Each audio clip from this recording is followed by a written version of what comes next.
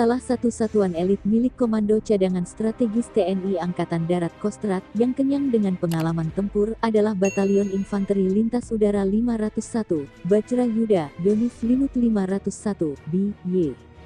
Ada sebuah kisah menegangkan saat 9 anggota Yonif Linut 501, BY dikepung ratusan pemberontak.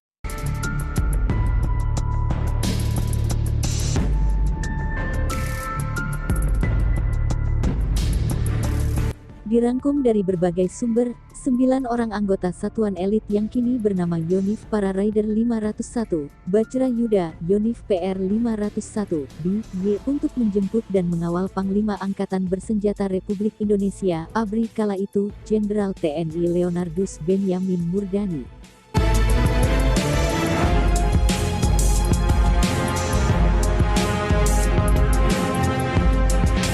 Saat itu, perintah datang dari Wakil Komandan Yonif Wadanyon, Linut 501, BY, Mayor In Wibisono kepada Sersan II, Serda Trilis tanggal 9 Maret tahun 1984. Setelah perintah datang, Serda Trilis membawa 8 orang lainnya untuk ikut bersamanya menjemput Beni Murdani. Trilis beserta anak buahnya menaiki 4 kendaraan untuk menjemput Murdani di distrik Fikek. Bukan perkara mudah untuk mencapai distrik Fikek, sebab Trilis dan 8 pasukan Yonif Linut 501, BY harus melewati hutan belantara dan jalan tanah.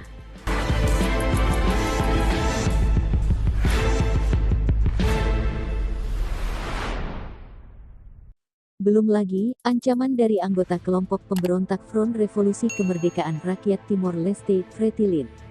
Benar saja, pada tanggal 10 Maret tahun 1984 sekitar pukul 4.30 waktu Indonesia Tengah WITA, 9 orang anggota Yonif Linut 501, BY itu dikepung ratusan milisi Fretilin. Tanpa basa-basi, para anggota pemberontak itu pun langsung menembaki kendaraan berikut 9 orang prajurit TNI itu.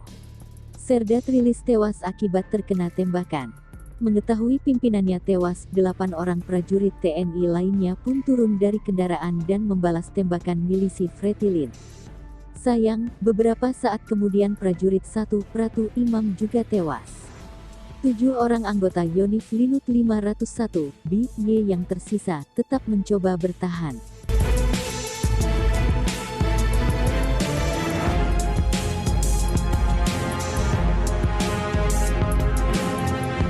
Di sisi lain, anggota Fretilin yang unggul jumlah meneriakkan perintah untuk menghabisi para prajurit TNI yang tersisa. Ratusan anggota Fretilin semakin bergerak maju hingga jarak dengan pasukan Yonif Linut 501 BY tinggal berjarak 10 meter. Siapa sangka, saat maut hendak mendatangi ketujuh prajurit TNI Angkatan Darat itu, tembakan mortir meledak dan menewaskan beberapa anggota Fretilin. Ternyata tembakan mortir itu datang dari helikopter milik Korps Marinir TNI Angkatan Laut yang datang dari udara. Seketika ratusan anggota Fretilin jadi sasaran empuk tembakan udara helikopter Korps Marinir. Ratusan anggota Fretilin tercerai-berai dan lari tunggang langgang masuk hutan. Pada akhirnya, ketujuh orang anggota Yonif Linut 501, BY berhasil selamat dari kepungan anggota Fretilin. Ketujuh prajurit dan jenazah 2 orang anggota Yonif Linut 501, BY kemudian dievakuasi ke Kalikai.